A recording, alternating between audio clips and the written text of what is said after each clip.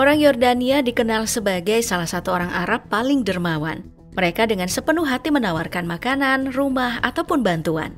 Tapi bersamaan dengan itu, di balik keramahan khas mereka, ada kebiasaan yang unik dan ada yang aneh, dan hanya bisa dipahami oleh mereka sendiri.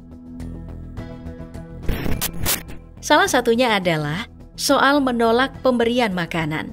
Aturan yang satu ini memang agak rumit untuk dipahami, apalagi bagi mereka yang tidak tinggal di negara seluas 89 km persegi itu. Masyarakat Yordania sangat suka menawarkan makanan mereka, baik itu sepotong roti lapis atau undangan untuk makan malam keluarga. Tawaran itu diberikan kepada siapa saja yang mereka inginkan. Tapi, jangan melakukan penolakan berulang kali, karena hal itu bisa sama saja dengan memberi kesan menghina orang yang menawarkannya. Sementara itu, untuk kebersihan, rupanya masyarakat Yordania cukup telaten. Apalagi saat ada keluarga yang akan berkunjung ke rumah mereka. Hanya saja, mereka belum beralih untuk menggunakan kantong ramah lingkungan saat berbelanja. Mereka bahkan bisa meninggalkan supermarket dengan lebih dari selusin kantong plastik. Begitu juga di rumah mereka, yang punya kebiasaan menumpuk kantong plastik bekas belanjaan. Sama halnya dengan kantong plastik, mereka juga sangat senang menyimpan wadah bekas. Wadah makanan kosong seperti toples, botol, dan tas tidak pernah dibuang. Mereka memanfaatkan barang-barang itu untuk menyimpan rempah-rempah. Bahkan tas kanvas beras biasanya mereka pakai lagi untuk mengisi barang-barang yang tidak terpakai.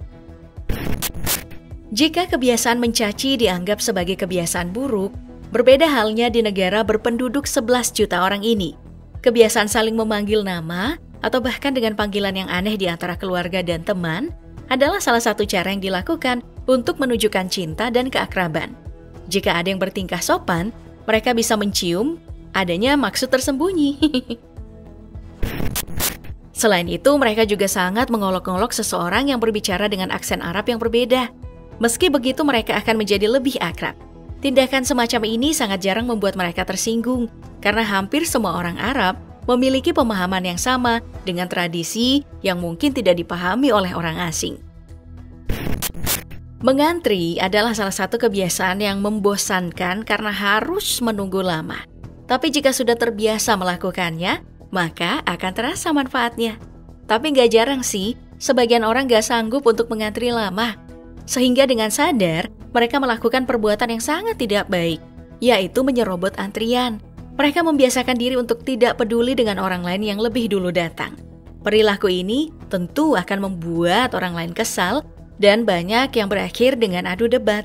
Begitu juga dengan orang Yordania yang biasanya tidak mematuhi peraturan yang sudah ditetapkan di tempat umum, termasuk dalam hal mengantri.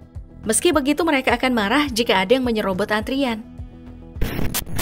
Kebiasaan ngaret atau tidak tepat waktu adalah salah satu bentuk kemalasan yang lebih terlihat sebagai hal yang disengaja untuk terlambat.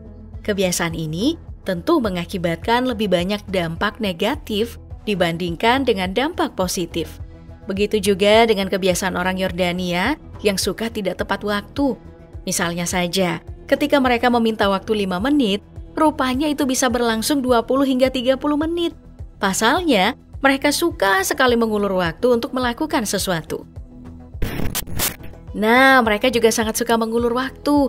Bahkan ketika mereka udah hendak pulang dan meminta izin kepada tuan rumah, bukan berarti mereka akan pulang begitu saja. Melainkan bisa jadi ucapan selamat tinggal itu menjadi gayung bersambut yang akan merubah menjadi percakapan yang baru. Begitu juga ketika mereka sedang berkomunikasi lewat telepon. Percakapannya akan berakhir sampai orang lain menyadari bahwa mereka sudah terlalu lama dan bukannya menyesal tapi malah menertawakan kekonyolan yang mereka lakukan. Alkohol diperbolehkan, akan tetapi zat lain tidak. Dan jika ditemukan dapat dikenakan hukuman yang berat. Namun tidak sulit untuk mencari minuman beralkohol saat matahari terbenam karena sejumlah restoran, bar, toko minuman keras di kota-kota besar seperti Amman dan Aqaba, serta kota-kota Kristen seperti Madaba dan Fuhais, rata-rata menyediakan minuman beralkohol. Beberapa tempat bahkan menjadi perusahaan minuman beralkohol di negara mayoritas Muslim ini. Hanya saja, untuk mendapatkannya harus merogoh kocek lebih dalam karena harganya yang terbilang mahal, ditambah nih dengan harga pajak yang juga besar. Selain itu, Hari Raya Islam juga bisa mempengaruhi ketersediaan alkohol di negara ini. Misalnya selama bulan Ramadan, penjualan minuman beralkohol juga bisa menjadi tindakan ilegal. 10 dinar Yordania itu sama dengan Rp207.000. Itu artinya, harga-harga di negara ini cenderung mahal. Selain itu, biaya sewa juga terhitung mahal di negara dengan nama resmi, Kerajaan Hashimiyah Yordania ini. Harga yang mahal juga tidak didukung dengan ketersediaan lapangan kerja yang memadai. Selain itu, negara ini juga cukup mengejutkan sebagai negara mayoritas Islam. Pasalnya, Yordania termasuk negara yang melegalkan homoseksual, bahkan nih, ada komunitas LGBT kecil di negara ini. Akan tetapi bermesraan di depan umum, bahkan di antara para pasangan heteroseksual, tidak disukai oleh penduduk Yordania. Walaupun pemerintah negara-negara ini sering melansir pernyataan-pernyataan yang tidak bersahabat dengan kalangan LGBT atau lesbian, gay, biseksual, dan transgender, tapi sesungguhnya pemerintah Yordania tidak melarang keberadaan LGBT. Yordania juga memiliki konstitusi yang paling maju dalam mengakomodir hak-hak LGBT. Sejak hubungan sesama jenis dilegalkan di tahun 1951, pemerintah Yordania sudah mengeluarkan undang-undang yang melarang pembunuhan demi kehormatan terhadap kaum gay, lesbian, atau transgender. Pemerintah Yordania bahkan mentolerir munculnya kafe dan tempat hiburan di Amman yang dikelola oleh kaum LGBT. Mengingat perubahan cuaca ekstrim yang bisa terjadi di Yordania, maka jangan lupa berkunjung pada waktu yang tepat. Hindari melakukan perjalanan antara bulan Juni dan September jika tidak ingin merasakan cuaca panas yang ekstrim. Kamu bisa berkunjung sekitar bulan Maret sampai Mei, Oktober, atau November. Pada waktu tersebut kamu tidak akan merasakan cuaca yang sangat panas, sehingga lebih menyenangkan untuk berwisata. Sementara pula di bulan Desember dan Januari, Yordania akan mengalami musim dingin yang bisa saja memiliki suhu ekstrim. Seperti yang kamu bayangkan, saat mengunjungi Yordania, negara ini memang memiliki jumlah air yang cukup terbatas, bahkan sering mengalami krisis air bersih. Jadi, pastikan untuk menggunakan air secukupnya, bahkan menghemat penggunaannya. Misalnya, saat mandi atau beraktivitas yang memerlukan banyak air. Sementara untuk minum, sangat disarankan untuk minum dari air kemasan, karena air keran di Yordania tidak aman diminum secara langsung. Persediaan alkohol mungkin sedikit ya, tapi argileh atau sisa banyak banget. Baik atau buruk, merokok sisa adalah kebiasaan masyarakat Yordania. Tidak heran kalau di negara ini banyak kafe argileh. Meski begitu, merokok tetap dilarang jika dilakukan di ruang publik. Namun larangan itu seringkali diabaikan oleh penduduk setempat. Wisatawan yang merokok tidak dipermasalahkan, namun budaya merokok di Yordania dapat menjadi tantangan bagi mereka yang bukan perokok dan mereka memiliki kondisi kesehatan. Saat memesan kamar, tur, restoran, dan transportasi, tanyakan apakah tersedia pilihan bebas rokok. Nah, tidak ada undang-undang yang mewajibkan penggunaan jilbab atau larangan mengenakan jilbab di lembaga publik maupun negara ini. Pada tahun 1950-an, Ratu Yordania tampil tanpa jilbab di depan umum untuk pertama kalinya.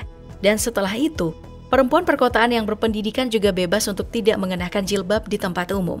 Meski begitu, penggunaan jilbab meningkat pada tahun 1980-an.